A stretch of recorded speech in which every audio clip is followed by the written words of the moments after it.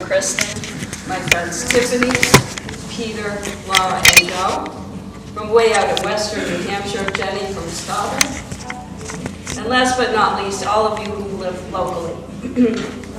Thank each and every one of you for coming today to celebrate the lives of my parents, John and Sarah Parker. Thanks also to those who made donations in their memory. It's impossible to imagine as a kid that you'll need to write and speak about your parents at their memorial. I was lucky to have been born to them. Both were intelligent, humorous, kind, thoughtful, and ethical people. John and Sarah left their mark on the world. They cared about the environment, preserving history, and hated to see or hear about people or animals suffering from poverty, hunger, or abuse. Their outreach included charities for animals, the environment, conservation, and Catholic charities. They were admirable people. A bit about my mom. It's no wonder Sarah agreed to marry John. She was also a voracious reader. They had many things in common. Sarah loved to draw. She loved her family, her cats and dogs, her friends, White Russians, poetry, watching movies, going on historical tours, and bacon. Sarah graduated from UNH with a BA in art.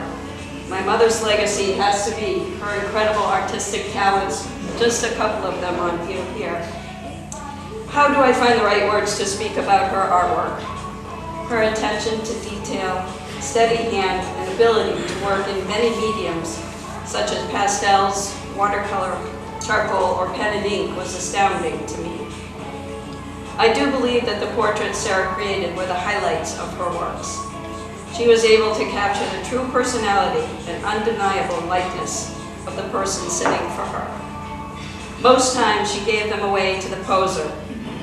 When we were reviewing her many pieces after she'd gone, Dad and I lamented over the fact that she rarely signed anything. Sarah had a gift for numbers. She actually loved math, which helped my dad out at tax time. She loved numbers so much that she attended one of my statistics classes after my instructor agreed. She got an A+. Thankfully, so did I. In the 90s, Mom went to work for the IRS in Andover, Mass. She began as a clerk, but quickly jumped at the chance to take the graphic arts designer position when it opened up. I was proud of her accomplishments there. Then, in her late 50s, she had to learn a lot of computer programs, despite never having a computer at home. She made many friends there. They admired her work and work ethics. Sarah loved gardening. She transplanted violets, vanca, quince, and forsythia bushes from her childhood in Concord, New Hampshire, to her home in Hampton Falls. I'm happy to report that through the years, Michael and I were able to transplant cuttings from all of them to our yard in Pembroke, proudly showing off 3 generations of love and remembrance. My dad. As most of you know, John was 92 when he died. He was at least able to stay in his own home right up until the end. He was on no medication and was mostly sharp as a tack. John was born on August 3rd, 1931, right here in Exeter, but spent most of his life living in Hampton Falls. His sister Mary introduced him to my mother, who was her UNH roommate. Immediately after graduation from Dartmouth College with a degree in English literature, he enlisted in the U.S. Army. During a 10-day leave, he married Sarah and soon after left to serve in the Korean War. After his honorable discharge, his love for reading and learning led him into the world of book publishing. John was employed by publishing companies Holt Rinehart and Winston, Academic Press, and he retired from Harcourt Brace. He was an avid runner, receiving many awards, including membership into the New England 65+ Running Club Hall of Fame in 2005. He continued running until the age of 88. John ran the Mount Washington foot race 7 times, his 7th time at the age of 72. He was also a mountaineer, having hiked all 4,000-foot peaks in the White Mountains, as well as Mount Katahdin and Mount Fuji in Japan. John was a voracious reader and loved to share this passion with others. He was a person who enjoyed a good laugh, port wine, beer, comics, good food, poetry, his friends and family, love of animals, and will be remembered as an environmentalist.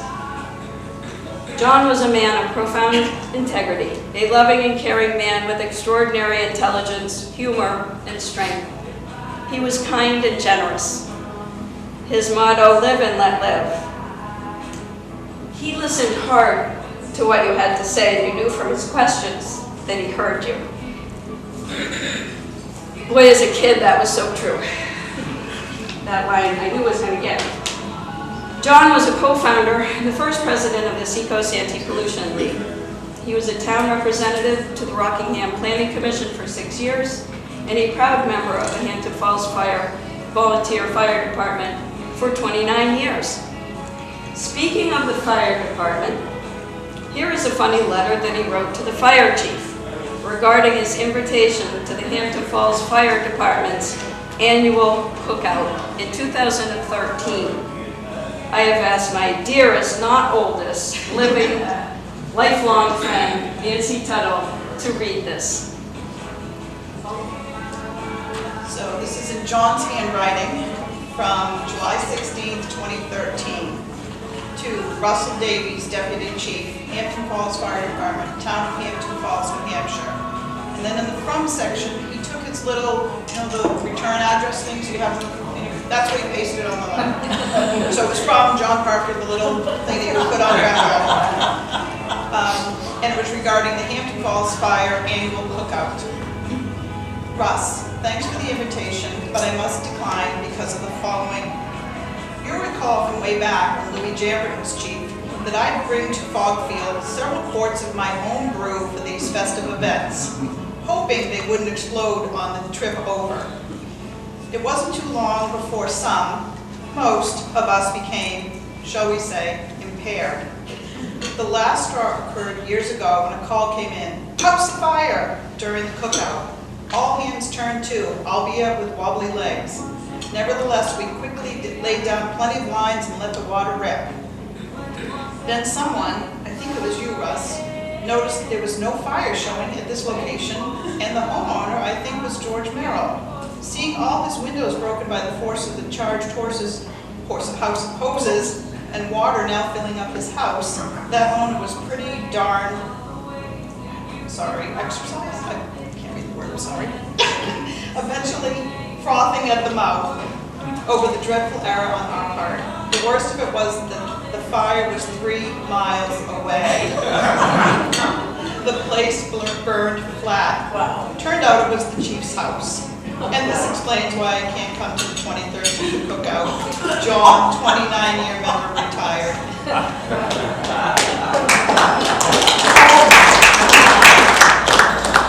One of many letters that he wrote. A lot of people thought that he was serious too. There was a letter that he wrote, I just thought of this, to the town hall, and it was something about they were going to omit something in the town report, and he felt that it should still be in there, and it was something along the lines of witches, and there are witches in his history, in his family way back, and so one of the things that he wrote in there was a quote about, and thy shall find crackers in thou bed, something like that. I digress, but it was funny. Lots of funny letters. Next, I'd like you to hear an excerpt from a letter that John wrote to another one of my dear childhood friends, Raylene Eaton. It sums up his hiking and backpacking history as well as his foot racing history. I've asked Ray to read this one. This lame dribble nears the end, so stop rolling your eyes. All my friend, and in parentheses, yes, singular usage, in parentheses, See in His Own Right by John Lennon on the table here. That book is over there. know how humble, modest, and loath to write of himself in his stupendous history. So here's the short version. Hiking and backpacking. More than 100 peaks since the first, Mount Katahdin, on April 27, 1949 in high school. The last one, Mount Liberty, on August 24, 2009, a 60-year span. Bagged Mount Fuji, 12,429 footer in July 1955, then returned to duty in Korea. Completed the 48 4,000 footers on January 2nd, 1983, Mount Isolation. Did Katahdin 4 times, Washington 6 times, in parentheses, ran it 7 times. Mandatory instruction, you all must go to Baxter State Park, in parentheses, after Labor Day, fewer people. Even those who decline to do Katahdin, plenty to do around the base. Total peaks done with Sally and or Hillary, 31. Foot racing, lifetime races omitting high school, 1,127 through September 30th, 2012. First race, 1978, age 46. Last, 2012, age 81. Years at it, 34. Distances, 100 yards through marathons, only 2. Best experience, New York Marathon. Favorite terrain, trail and mountain, anything exceptionally difficult. Masochist, exclamation point. Last training run, November 7th, 2013. Total miles, race/train, over 23,000. Giving up running by a mechanic shot is the second worst thing in my life, so far, as George Collins said. Uh-oh, 2 burly men in white garments with nets are pounding on my door. Not for the first time, as you know, gotta hide. Thanks, Ray. Another thing I came across when going through all the many volumes of paperwork at Dad's house was he had a list of all the funny things that happened to him at races, foot races. And so I pulled one out, thinking that this would be a good one. One of John's favorite running stories was, after a December 2011 race in Merrimack, I asked Jessica, "Where will you run next?" Answer, "To the fridge." And there's Jim. Hi, Jim. Oh, yay, hi. There's a place for you. Dad was always writing to someone. Letters to friends, letters to the town, to animal shelters, to the town, to the paper, to the town. He even started a draft of his own obituary. I'd like to read it for you now. Dad's draft of his own obit, dated April 2018. To the exultation of all who knew him, the old boy has finally left the building. John William Parker died blank at age blank of, in parentheses, cause of death, or killed at his Hampton Falls home or hospital or elsewhere. Raised by his severely disappointed parents, Gerald L. Parker and Dorothy G. DeCourcy Parker, the red-haired one graduated from Exeter High School in 1949 and in 1953 from Dartmouth College, to the disbelief of one and all. In parentheses, actually he was admitted solely by reason of the college's bumpkin quota. They needed an unwashed face from a small town and high school, only 28 hapless seniors. A veteran of the U.S. Army, he served 16 months and 10 days in Korea. Before shipping out, he married Sarah Ann Erickson, a proud Finn from Concord, and the biggest mistake she ever made on June 25th, 1954. She died July 23rd, 2006, by far the worst event in her husband's life. Grief is the price of love. Nevertheless, we produced a wondrous daughter, Hillary Jane, all to her mother's doing. Then came 33 years working in college publishing, during which he annoyed the hell out of everyone until his timely exit with his lame, eye-rolling humor, 29 years a town volunteer fireman, town representative to the Southeastern New Hampshire Regional Land Planning Commission, co-founder and first president, 1969, of the Seacoast Anti-Pollution League. Mr. Parker gained worldwide honors for having circumvented the globe in a pea pod, for being the only person in his hometown to land on the moon, for winning the Nobel Prize, and for taking first place in the New Hampshire State Pissing Contest. My 15 minutes of fame, photo in Life magazine, which is on display up here, September 12, 1969, with my follow-up letter to the editor, October 3rd, 1969, regarding Sapple. And that was as far as it's on. Even though, in conclusion, even though John and Sarah didn't pass on their running or drawing genes to me, they are deeply loved and will be profoundly missed. They wouldn't want us to be melancholy, though. They'd want us to eat, drink, sing, laugh, read poems, tell jokes and stories. So let's do just that now and celebrate who they were. And thank you all again for coming. Thanks so much.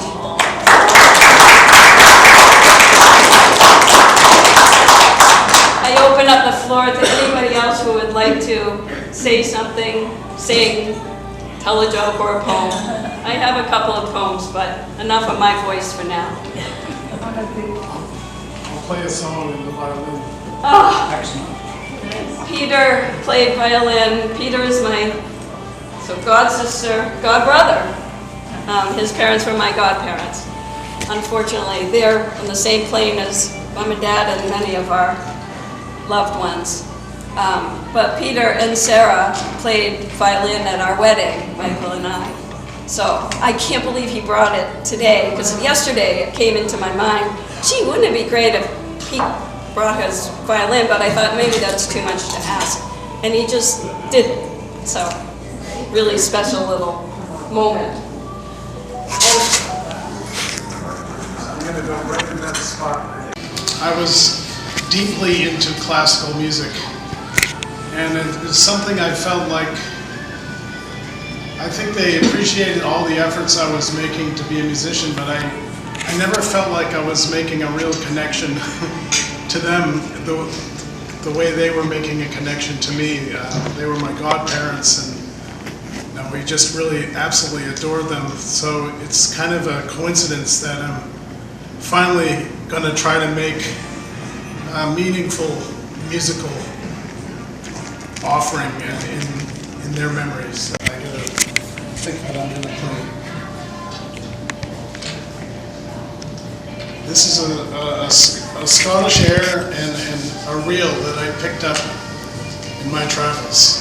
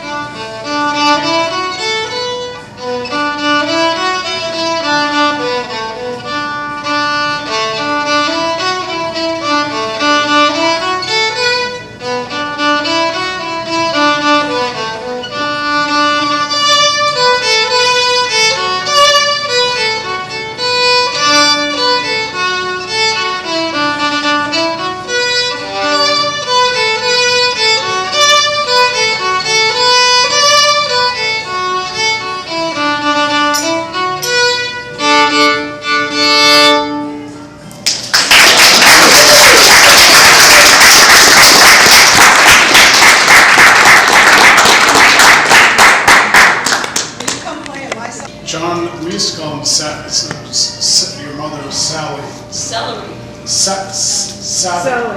But did you call her celery? Sarah did. Sarah called her celery. I just thought. Right, and Sarah was my sister, but is my sister, and anyway, they would come over every so often, sometimes before the holidays, before Thanksgiving, maybe before Christmas. Always bring these wonderful gifts and presents, and illustrated by Hillary's mom, you know, who's such an amazing artist. We still have some of her pictures in the family home.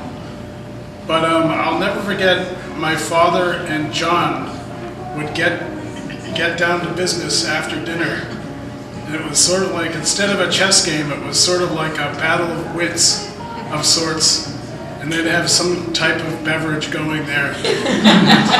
And these discussions, as they were, became very animated and very, very, very energetic, let us say. And I really felt like my father, who was a very smart man, a very educated, kind of academic kind of fellow, he kind of met his match in terms of, I just remember just how kind of inspiring that really was.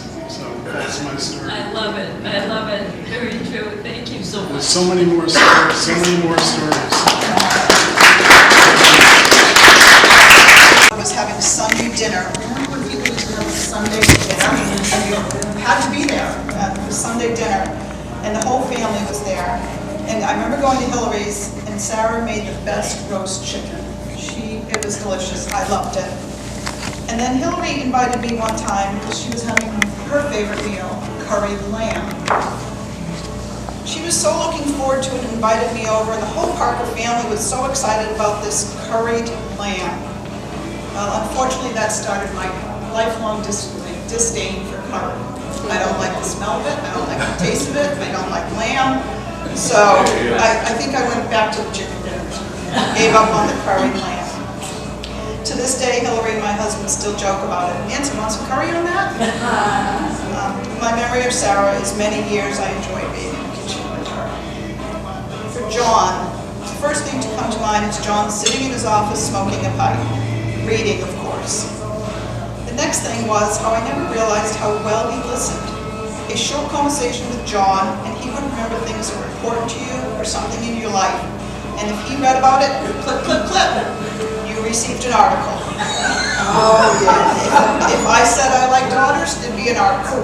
If I said I had a bad case of poison ivy, there'd be an article. Bags of articles. But bags of articles. All just clipped out, and the date, and his handwriting, and so Hillary and I, and Raylene actually started first grade together. In 5th grade, Hillary and I started the true lifelong friendship we cherish today. I think it started with a book report, but I'm not sure. I'm thankful that she and I have been able to share many days and memories with both her parents and my parents. We will remember them always.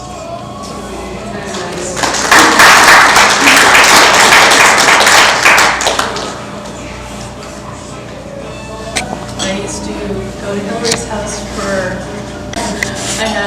there were 4 kids in my family, and it was always loud. Go to Hillary, she was the only child, and it was wonderful. And her mom was so talented in everything she did. I remember taking a 4-H class with her. And we did all sorts of little crafts, and I swear that's where I got my love of making things.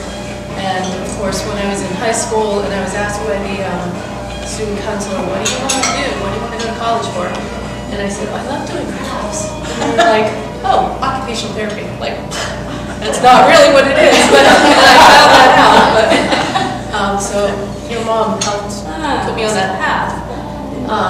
Yeah, and to this day, I make my own Christmas card every Christmas, which is a big deal. It is a big deal. People don't even send cards anymore, let alone make them. As you get older, it's worse. So, because you don't come up with new ideas. So, Mr. Parker, I always call him Mr. Parker. He loved my cards, and he told me I should be in the Smithsonian. So, one year, a few years ago, I said, well, I'm going to make him a invitation, fake invitation from the Smithsonian, with a little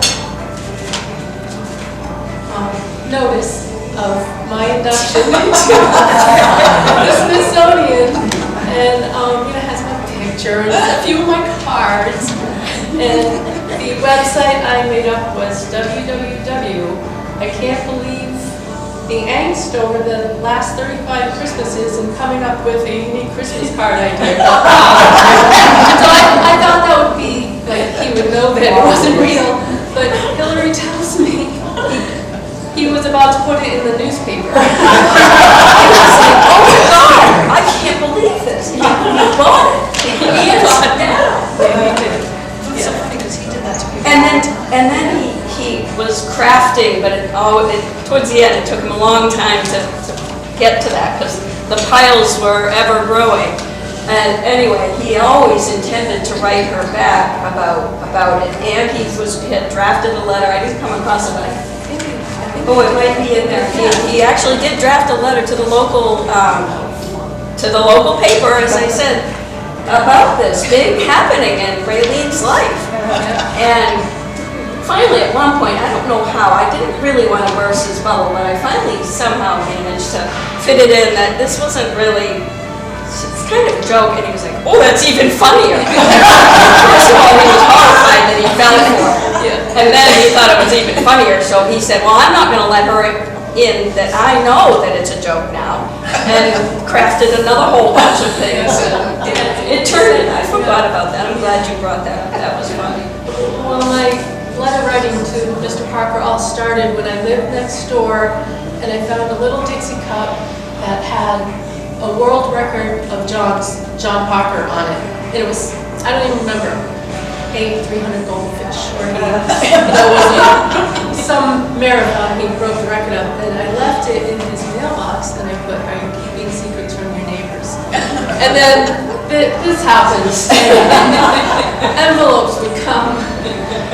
Those are my memories. Oh, good one, Ray. Good one.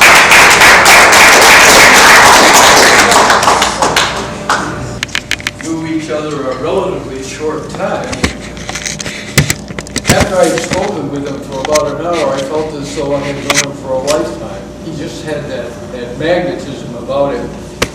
And I shared with him fairly early on that I had an experience when I was very young. I was a sophomore in high school, and I had the good fortune of meeting Robert Frost at Wellesley College when he gave a public reading there. And we had the opportunity, my teacher arranged this, there was 6 of us from our class. We went backstage and sat with Robert Frost for an hour. And that's where I developed my love of poetry. Because as soon as John found out about this experience and the fact that I like to write poetry, he begged me to send everything that I had written and so that he could read it and critique it. And of course, I leapt at the chance, and he was very, very helpful.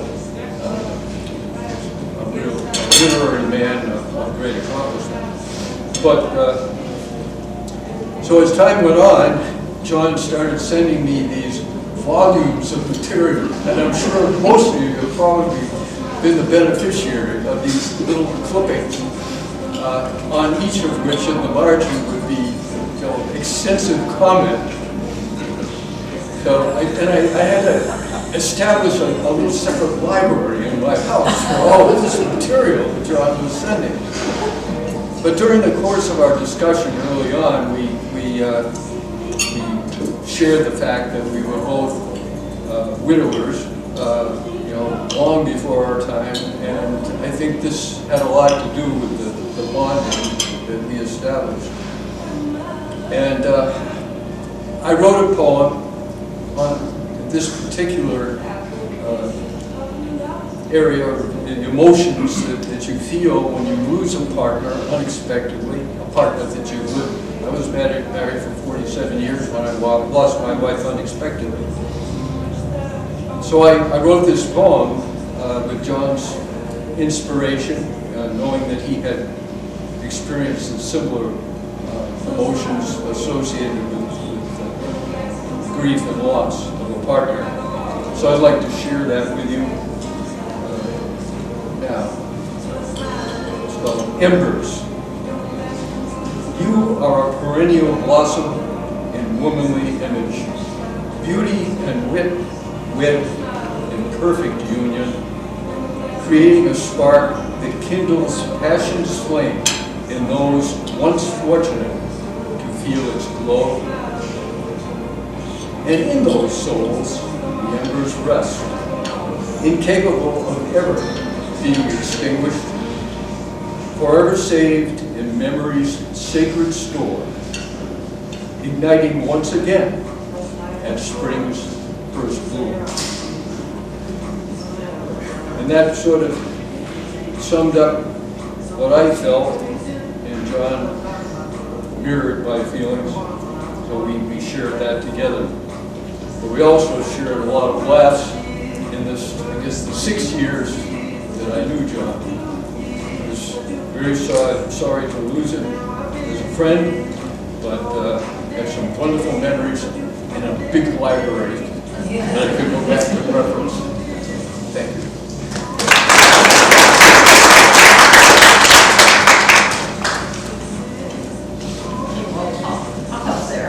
Okay. Well, I'm the old guy. I've known a lot of people. I've never known a couple that were as unique, interesting, delightful as John Serra. First time I knew of John, John was played into the hunting business. I was. I liked to hunt ducks, I liked to hunt on marshes down in Hampton. So I saw something in the paper where they were planning to build a big electrical power plant there. I thought, the hell with that? Where's the ducks coming? So I go to the meeting. Knew nothing about basically anything discussed, but this one guy got up. It was pretty clear that he knew what he was talking about. And afterwards, I started talking to him. Next thing you know, we're plotting a plot to form an anti-power plant group, which went pretty well, actually. But John and Sarah, each individually, usually nice people. I'd say that John was a bit, he didn't change much. He was set in his ways, you might say. But his ways were good. He was the most honest person I think I ever met. He didn't think you were making sense, he'd tell you. If you wanted to know how you felt about something, he would tell you. No shading. I guess he was in a way that full time to him. But he was unique, as Sarah was so intelligent. Such artistic ability, such a great sense of humor, and the ability to let John do his thing. She was also equally unique and a loving person. I have nothing but the fondest remembrances of them both. John, as we've heard, tended to enlighten you on any particular interest you might have. And every other month, sometimes more often, package came. And I would think, okay, I got to go through all this. I know there's something in here that's pertinent, and there always was. to say that people I've ever met, there's no couple that stands out in my mind. Probably won't get through this. I get two of them.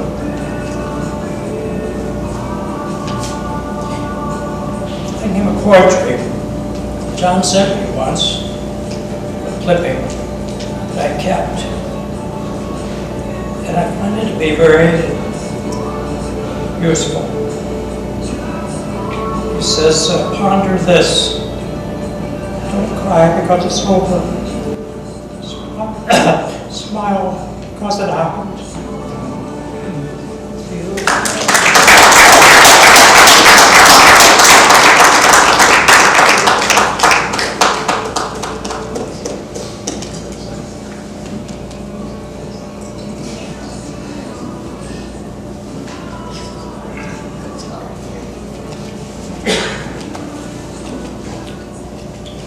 Somebody tell a joke.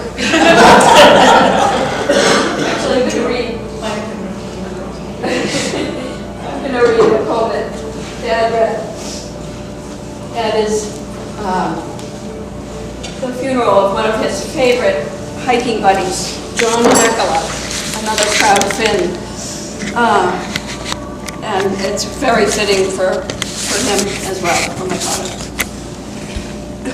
This was by Hilton Brown, Dartmouth, March 1980.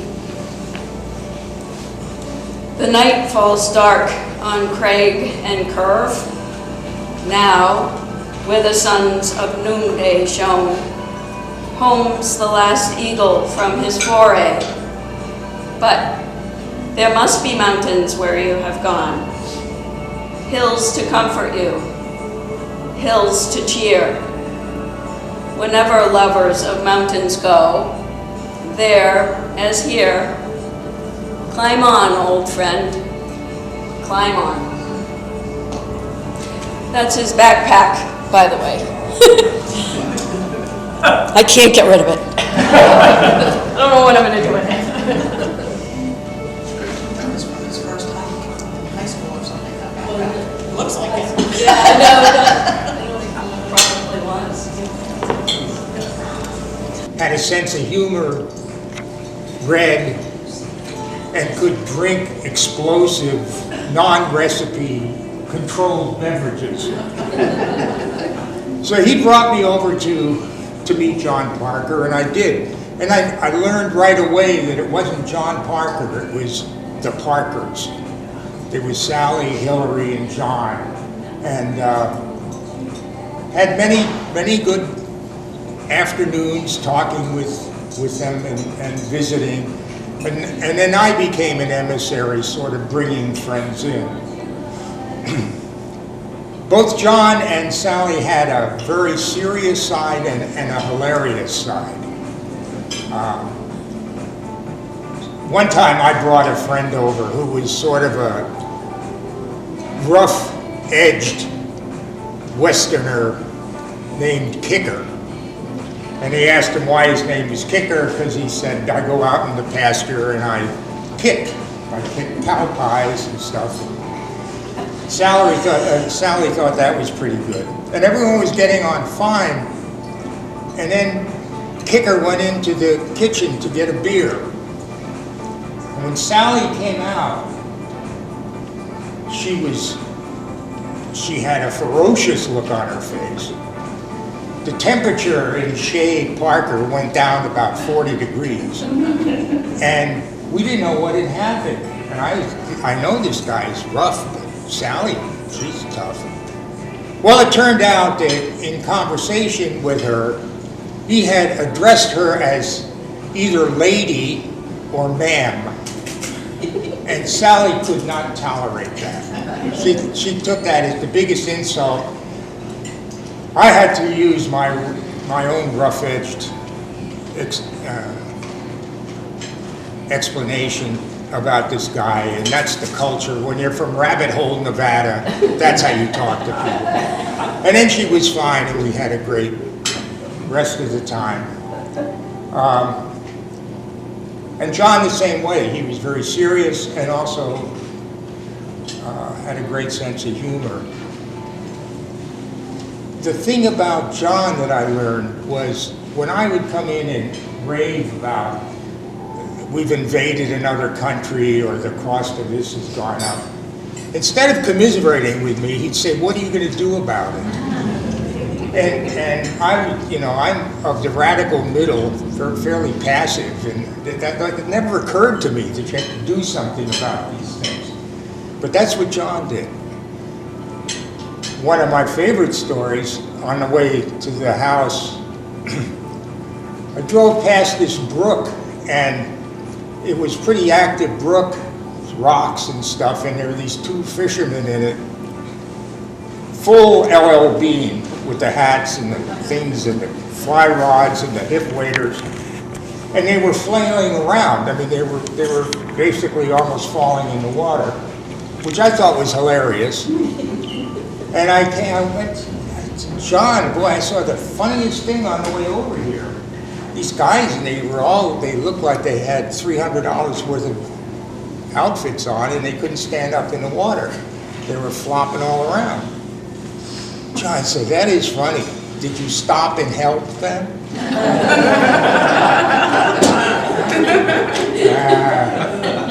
Never occurred to me.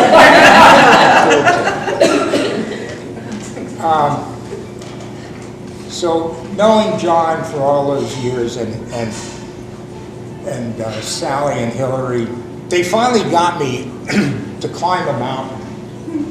They took me up to the presidential range, and they said, we have a mountain that you can handle, George. So we go up this mountain, and we get up to the top. This was one of our shorter presidents. It was like Van Buren or Mickey Rooney or somebody. It wasn't a biggie. But I barely made it. And of course, Hillary is there, jumping up and down. Can we do another one? Long time ago. Long time. So those were all great times. And then when we moved to Maine and didn't see John that much, he would send us those packages, and we like fools kept it in our bedroom, and so there's a whole corner of the bedroom you can't go into. But what I liked about the things he sent was, like everything he did, he was committed to the truth. If there was something that wasn't right, like he would send stuff pasted to the back of his medical examinations. So of course I would read the medical examination. They would say, Lyme disease, once. And he'd cross it out and say, no, I had it 3 times.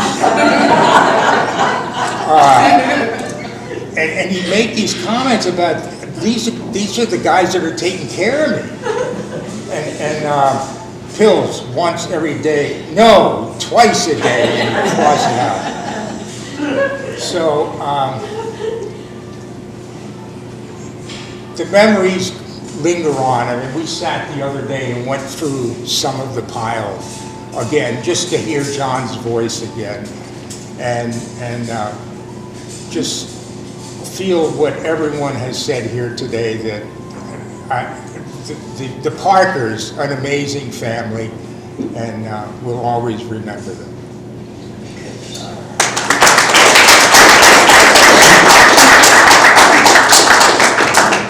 One last little pile.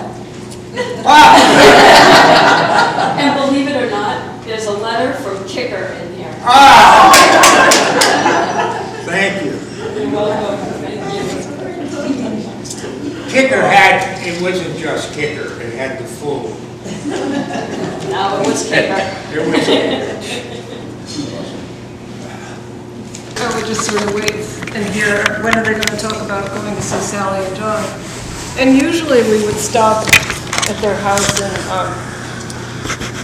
Hampton Falls on our way to Maine.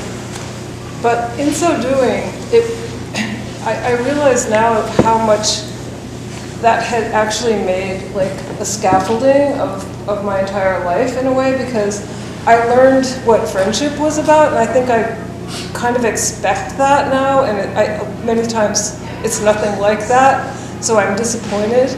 But I really do think it came from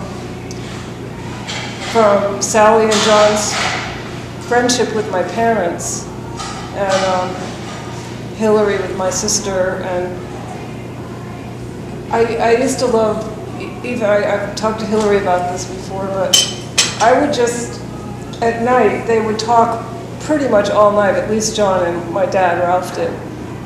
My mother would get a little tired of it. She wasn't a verbal expresser.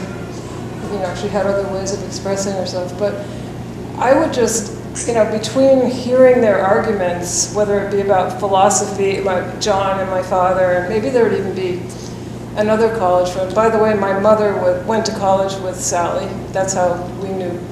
Or that's how they knew each other. But anyway, I'm just trying to kind of fill out this idea of friendship, but a sad thing happened when Sally died. And I remember I was going to see one of my best friends for Christmas, and she came up to me and she said, "I just want you to know how important it is to keep friendships." And she was talking about Sally and how shocking and hard that was. So I just wonder, having heard you all, like what it would have been, what our childhood would have been like without you all. So it's just wanted to express that.